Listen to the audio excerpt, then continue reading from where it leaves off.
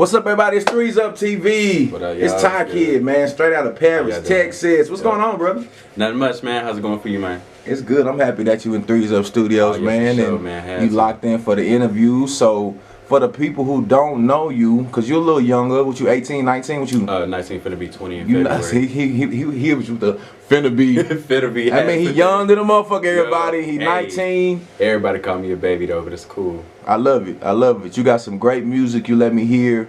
But I've also heard some of your older music, which was way different. So let the people know, kind of like a quick, I guess you can say, an overview of who you are as an artist, Tye Kidd. So as an artist, I started singing when I was 3. I was singing in my living room with my dad and my 2 brothers. We was on some Sir Charles type stuff starting off. My dad knew we always had some kind of talent. So, you know, he thought of us as the 3 Temptations. He would have us dancing, clapping, snapping our fingers to some Sir Charles. So it all started back then, and then finally when I got into middle school, I was in 6th grade, and I had these 2 homeboys, and they were like, you know, let's make a group, you know? So we were like, all right, let's think of some names. So, you know, I thought they was just messing around. So, you know, we thought of names and everything. They was going by Pencil and Shim Slady. And they were like, you know, let's write a song. So, you know, with me, I always knew I wanted to do music because, like, I've been poor all my life and stuff. So I come from a come up, you know what I'm saying? And so as a little kid, I even told myself, I was like, I don't want to be poor. You know, I want to be able to take care of myself. And I was scared of life. I was scared of bills and stuff like that because I seen it from my parents struggling. So I didn't want to come from that when I got older. So I told myself, I was like, I want to be an actor. I want to be a music artist, you know? So with me knowing how to sing and getting into talent shows as a kid, I brought that to mind. So whenever they said that they wanted to write a song, I was like, you know what, I'm on it. So I went home that day and I wrote a song, you know, and it was just a little, something like, just a little freestyle like to rap, you know, it was easy to rhyme back then. So the song, it was just like something dumb back then as I thought it was cool. But it went like, I felt like playing ball, so I went to the mall, saw Jamal in the hall against the wall, and it made me fall, but I couldn't hear the call that they was playing b-ball. Yeah, that was like, I had a full song to it, but I forgot it. But so that next day, you know, I had the full song written out. I took it to school, and, you know, I still thought that they was being for real about it. They ripped up my lyrics. But that kind of like brought attention to myself, was like, it's still something that I still want to do. So I went home again that next day, and I just started writing freestyles. I was writing raps, and I was doing that up until 7th grade. And I was still writing freestyles, but I was rapping faster and faster. You know, I was trying to learn how to rap fast, how to keep my breath, you know. So I started learning all that. And then 8th grade came, and I started moving up to, like, songs and stuff. That was whenever I started listening to August Alsina and more of Chris Brown and stuff. So I was doing all that. And then finally, my freshman year, I had wrote my first song, like, singing song. And it was straight R&B. It was like a pop R&B, like a, I don't know, like a disco Chris Brown, old type Chris Brown, like 2007. The real pop. The real pop, yeah. The real pop. That was like, I got on that song. I don't remember how it goes, but I just started writing like 5 songs a day. And then I started grabbing attention at school my freshman year. I started grabbing some type of attention because all the girls was like, they knew me and my brother Malcolm knew how to sing. So every day they would have us sing. And like, you know, we was kind of nervous, so we would pick out the best song that we knew that we could sing without messing up, without running out of breath, you know. So we did all that. We would sing on the bus. Everybody knew us by singing the song How You Gonna Act Like That by Tyrese. Oh, man, classic. Everybody knew us. Like, they was like, every day at breakfast, hey, can you sing for us? Can you sing for us? Walking in the hallway, hey, can you sing for us? You know, we did it. You know, it grabbed us attention. So by the time my sophomore year came, I had a class with all the seniors. And every day they would I walk in class and they'd be like, hey, you got a new song for us? I'm like, yeah. So I sing my songs, and like I would have people like, cause it was straight R&B. So I would have some people saying, bro, I need you to write a song for me whenever I give me a girl. I mean, it was cool, you know, it grabbed me attention. Some people, you know, was haters, but you know, I just took all that to mind. And so I wrote like at least 100 songs before my senior year. And so finally I recorded my first song my senior year called Slay Away. It's a little Halloween song I did with my boy Patrick Bear Jr. Shout out to Patrick, man. Yeah, for sure, for sure. My dog. Yeah, we did that one. It racked up to at least, I say, about 8K streams on YouTube, and it just hit 2,000 plays on SoundCloud. So if y'all want to go check that out, yeah, it's called Slay Away by Tye Kidd featuring Patrick Bear Jr.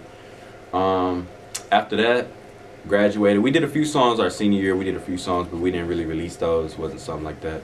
So after I graduated, I really started thinking about music career and stuff because I was out. You know, I didn't plan to go to college right away. I was gonna join the military, but things happened. But I still got more focused on music, and that was whenever I got my little short label with Tye Kidd online label, and I released my first song called Distant.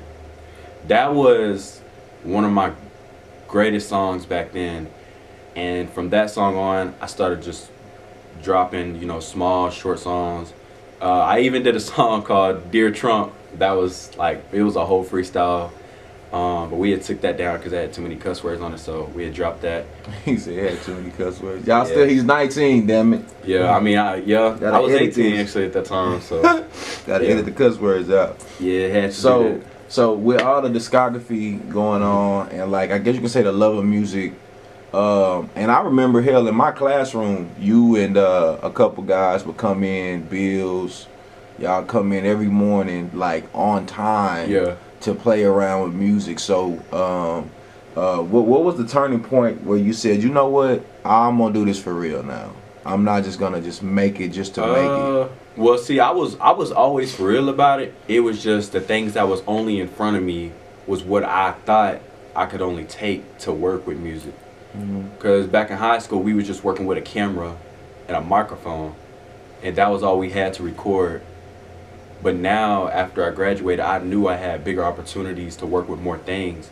So I started taking all that to mind. I was like, all right, we're going to come up from here. We're going to get this. You know, we're going to work for this. And I would always still look back and know that I started with just a camera and a microphone recording music. And so now I'm about to end up getting my own stuff, you know, my own recording studio. You know, I even want to get my own label. So it's like, I know I came from something small and I can do bigger. Absolutely. You can definitely do it, brother. You know, I'm from Paris and look at all the places I've been, man. So you can definitely do it. So what's going to be some of the biggest things now that 2020 is about to finish? We're going into 2021. Not just that, but you're starting to actually do music seriously now. Yeah. You're finding, I guess you can say you're finding your lane, right? Right. So like, now that we know that and we're finishing up 2021, the fourth quarter of this year, what's going to be some of the biggest things you're going to be looking into for 2021? Is it going to be, because I know the goal is to talk about your project today, but is that project going to be out in 2021? For sure. Yeah, it's definitely going to be out in 2021. Tell me about the project and tell me kind of about the influences, you know, some of the things that made you want to write about whatever you're writing about, and what were the things you were writing about it in this project? All right, so this project, I'm going to name it No Intentions. It's going to have a regular album with 8 to 12 songs, just me, and then I'm going to do like another, like, I'm going to add songs to it, get up to at least like 30 to 35, and it's going to be No Intentions Deluxe. I'm going to have straight features on it. So if y'all do want to like hop on a feature, you know, just let me know. But it's going to talk mostly about, it's going to have love songs. It's going to have breakup songs. It's going to have songs about my life, my past, you know, just. And the reason why I name it No Intentions is because most of the things that happened in my life weren't my fault. So I had no intentions of anything like that the songs talk about. It was never my intention for it to happen. So I want to name it No Intentions on that. Dope. And so who's going to be helping produce most of this this project? Are you going to be doing a lot of YouTube purchasing, YouTube beats, or are you going to be going like hometown, home team people, or just like a mix of both? Yes, mostly going to have some YouTube beats on there. But the features, I already got a few artists that said that they want to get on it. I got a guy named Tyrone, he goes by KO3. I got another guy named Kenshawn Franklin, he goes by Kid Diamonds. And then I should have my producer, his name is Jackson Voorhees. He goes by Shroom Boy. I know y'all probably saw the feature that I had with him called Love Cry, my latest song that I released. He's actually on that. But he's mainly gonna be just, you know, producing and stuff instead of just getting on features and stuff. But I should have a few more artists on there. That's awesome, man. That's awesome. So we know where the sound comes from. We know where it's going, and we also heard about the you know, would you say it's not No Intention? Yeah, No Intention. No Intention. I like that name. It leaves a little residue when you throw it out there. So explain to the crowd, for the threes of people who don't know your sound or don't know necessarily exactly who you are, but maybe seen you around. you're more so of a singer than a rapper, or is it more so of a rapper and a singer, or are you kind of like yeah, some T-Pain-ish mix? Yeah, I'm more in the mix right now. If you had to do a feature with 3 people, who would they be that would best fit your sound? Do you mean like features? Big yeah, big just big people that's way out of our tax bracket. I mean, definitely I would do a feature with Chris Brown. Absolutely. Definitely. I would do one with Jeremiah, and then I would probably get one on either DaBaby or J. Cole. You know, a lot of people never give Jeremiah his just due. So shout out to you for knowing where the good music's at, man. Definitely appreciate and that. Also prayers to Jeremiah. I think he's still in ICU fighting COVID. So shout out to him as well. Hope for his recovery. So have you kept up with the local music scene? Any? Not much. Not much. Have you heard of any local artists in the Paris area? Yeah. I know a few. Tell me a couple, just 1 or 2 if you know. If you don't know their real name, you can try to explain it to me. But so definitely, I want to hop on a feature with Wes. I got to straight R&B on that. I want to hop on the one with Mozzie Garmin.